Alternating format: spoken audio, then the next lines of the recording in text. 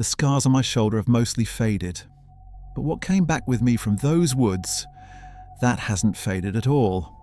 If you found this video, I don't think it was by accident. I've been sitting on this story for almost 2 years trying to decide whether telling it would make things better or worse. I still don't know, but I need someone else to hear it. So if you're here, subscribe, like this.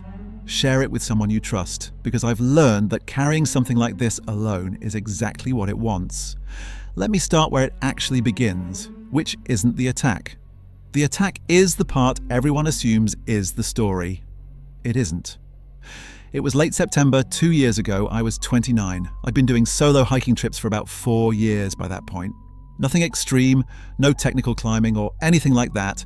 So I was just extended backcountry trips in the Pacific Northwest, 4 or 5 days at a time. I knew what I was doing. I had the gear, the maps, the experience.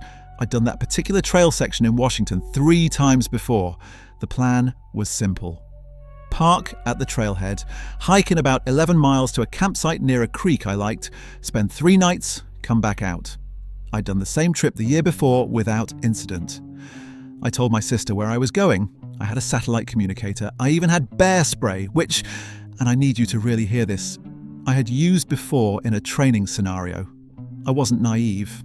Day 1 was exactly what I needed. That particular trail climbs through old-growth timber before opening into these wide, sloped meadows.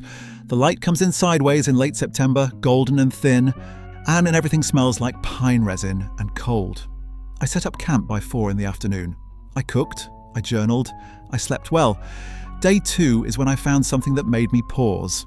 Not something frightening, just unusual.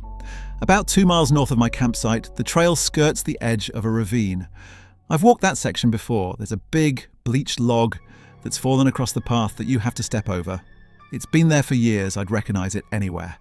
But that morning, about 15 feet past the log, I noticed a line of small stones arranged in the dirt just off the trail. 12, maybe 13 of them, perfectly spaced, in a straight line pointing directly into the ravine. I stood there for a long moment. I told myself it was probably other hikers. People do odd things in the wilderness. I've seen cairns built in strange places, initials carved into trees, all of it. I took a photo on my phone just because it seemed odd, and I kept walking. I didn't think about the stones again until the 3rd day. That's the day the bear happened. I was coming back from a side trail I'd explored in the afternoon. I'd gone off route by maybe a 1/4 mile to look at a rock formation I could see from below. The light was already getting low. I was moving at a decent pace, coming back through a section of heavy brush, and I came around a corner, and there she was. A black bear, not 20 feet from me. And she had cubs, 2 of them, behind her. I want to be very clear about what happened next because I've told this story a few times and people always expect it to be dramatic. It wasn't. It was brutally fast and completely quiet. As she charged, I raised the bear spray. I got 1 short burst off before she hit me, and it was enough to make contact but not enough to stop her entirely. She got my shoulder and my upper back. Her claws opened me up pretty good. I went down. I stayed down. I didn't move. I barely breathed. She hit me twice more like shoves than strikes, and then she was gone. Just gone. Into the brush with her cubs. I lay there for what felt like 10 minutes. I don't know how long it actually was. My shoulder was burning. I could feel blood soaking into my shirt, but nothing was broken. I could move everything. I sat up, assessed the damage as best I could, applied pressure with my shirt, and I activated the SOS on my satellite communicator. They airlifted me out the next morning. I spent 2 days in a hospital in Wenatchee. With 7 stitches on my shoulder, a dozen more on my back. Mostly surface wounds. I was told I was extremely lucky. My sister flew in. My boss called. Everyone said the right things. I was shaken, obviously, but I was also, and this is important, calm. Clearer than I expected to be. The bear encounter, terrifying as it was, felt like something I could process. It was real. It was physical. It had an explanation. What came next didn't. I was home for about a week before I noticed the first thing. I live alone in a 2nd-floor apartment in Seattle. Not a big place. Living room, kitchen, 1 bedroom, a bathroom.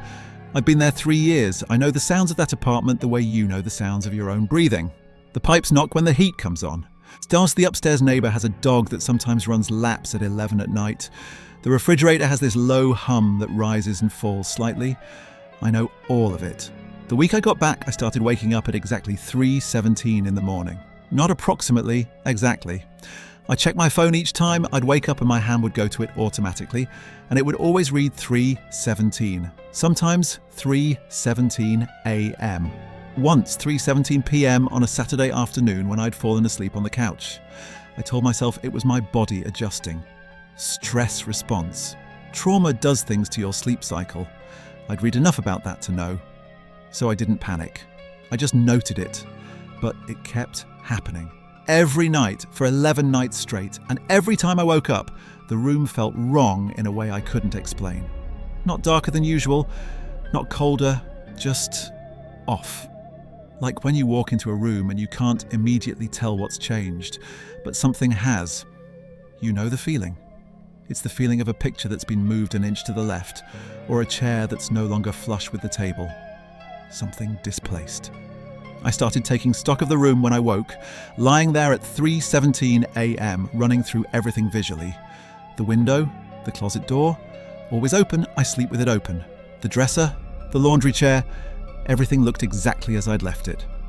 On the 9th night, I noticed the closet door was closed. I know that sounds small, but I want to be very precise. I have slept with that closet door open for 3 years. Not as a habit I chose, it's that the door doesn't latch properly unless you pull it hard. It drifts open. For the only way it stays closed is if someone physically holds it shut. It was closed. I lay there for a long time. I did not get up. Eventually, around 4 in the morning, I got up, went to the kitchen, drank some water, and didn't go back to sleep. In the daylight, I checked the door. The latch caught easily if you pulled it hard. The door stayed closed. I told myself the latch had shifted. Wood expands and contracts. I'd been away. Maybe the temperature in the apartment had changed. Maybe the door had swollen slightly and now held. I'm not an irrational person. I look for explanations, and that explanation was plausible, so I moved on. But here's the thing about that explanation. It required the door to have changed on its own. And when that meant every subsequent night, when I was going to sleep with the door open, it should have drifted back open, because I wasn't pulling it shut. The next morning, the door was closed again. I want to ask you something before I go further. What time is it right now? Where you are? Not tomorrow's time, not a rough estimate. Right now, the actual time. Type it in the comments. And tell me where you are. Not your address, just your city, your country, wherever you are in the world. I'm asking for a reason. Just trust me on that. I made an appointment with my therapist around week 3. I'd been seeing her on and off for years, and she knows me well. I told her about the sleep disruptions, the 3:17 pattern, the closet door. She didn't dismiss any of it. She asked about my stress levels since the attack.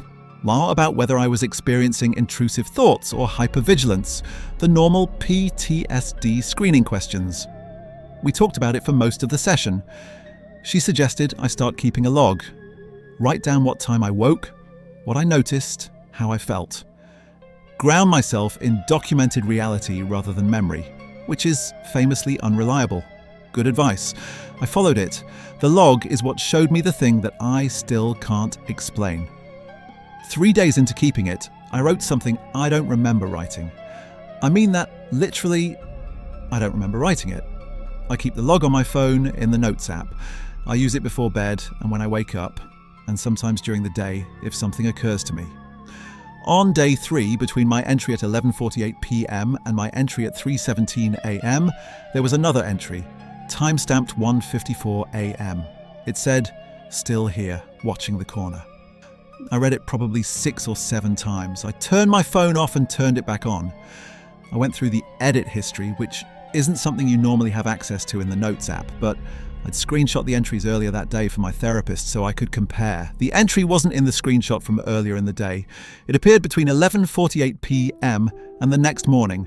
I had no memory of waking up at 1:54 a.m. None. I checked the door camera I'd installed in my hallway. I'd put it up after the closet thing just to have a record. The footage showed me leaving my bedroom at 1:51 a.m., walking to the kitchen, filling a glass of water, standing at the kitchen window for approximately 4 minutes, and going back to bed. I had no memory of any of that. I watched the footage 3 times. That's me. My face, also my clothes, the same sleep shirt I remembered putting on. But I have no memory of being awake at 1:54 a.m. The last thing I remember from that night is falling asleep sometime after midnight. The next thing I remember is waking at 3:17. My therapist talked me through dissociative episodes. She was careful and measured, and she didn't tell me I was losing my mind. She said the brain does extraordinary things in the aftermath of trauma. She said sleep-related dissociation isn't uncommon. She asked if I'd sleepwalked as a child. I had occasionally when I was very young. But there was one thing in the camera footage that she didn't have an answer for. When I stood at the kitchen window at 1:54 a.m., in the footage that I cannot remember, I was not looking out the window. I was looking at the corner of the kitchen, or the corner near the pantry door where the wall meets the ceiling. I stood there for 4 minutes, stock still, staring at the upper corner of the room. And in the log entry, still here, watching the corner was what I'd written about. I started reviewing the camera footage more carefully after that. I had motion-triggered alerts set up so I could pull anything from the past several weeks if I needed to. I hadn't been monitoring it actively, just setting it up as a precaution. I found 3 other events I had no memory of.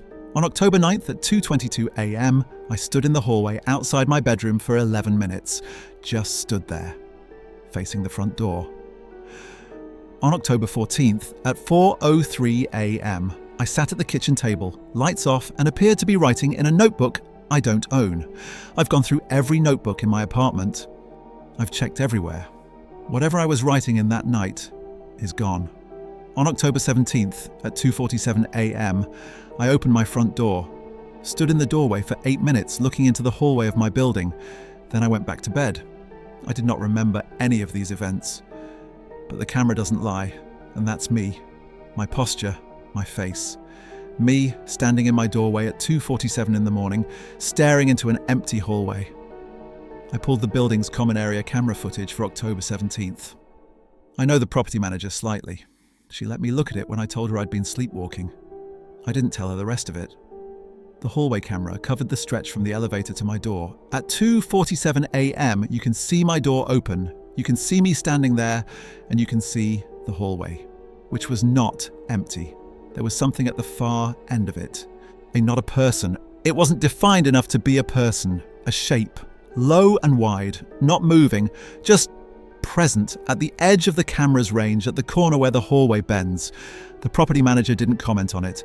I don't think she noticed it, or if she did, she assumed it was a trick of the light. A shadow from something in the stairwell. It could be that. The camera quality isn't great. But I stood in that doorway for 8 minutes, and I looked directly at it. And then I went calmly back to bed. There was one more thing, and this is the part I've been working up to. The part that made me need to tell this story, even knowing what telling it might mean. I went back through the photographs on my phone from the hiking trip. I hadn't looked at them since I got back. I'd been avoiding everything connected to the trip. But in mid-October, I finally opened the album.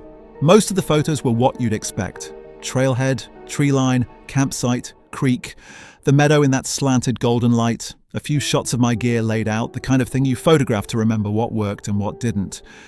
And then the photo I'd taken of the stones. The 12 small stones arranged in a straight line off the trail, pointing into the ravine. I'd taken it on the second day, maybe 3 hours before the bear encounter. I remembered taking it. But in the photo, and I've zoomed in on this so many times that I've memorized every pixel of it, at the very edge of the ravine, just below the point where the stones were aimed, there's something that I didn't notice when I took the picture. A shape. Not distinct. Not photographable in any useful sense. You could look at it and say it's a shadow, a rock formation, a trick of the lens. The quality of the image makes it easy to dismiss. But I know what it looks like. I know the shape of it. It's the same shape from the hallway camera. Low, wide, still, and it's looking up at the trail. I sleep with every light on now. I've moved the camera so I can see the corner of the kitchen from my bedroom. Some nights I wake at 3:17 and I just lie there, watching the camera feed on my phone. Most nights there's nothing. But the footage from last Tuesday showed me standing in the kitchen at 2:03 a.m, looking at the corner again. Lights on, eyes open, and I'm smiling. I don't smile in my sleep. I'm not a person who smiles absently. But in the footage, I'm standing there in that bright lit kitchen.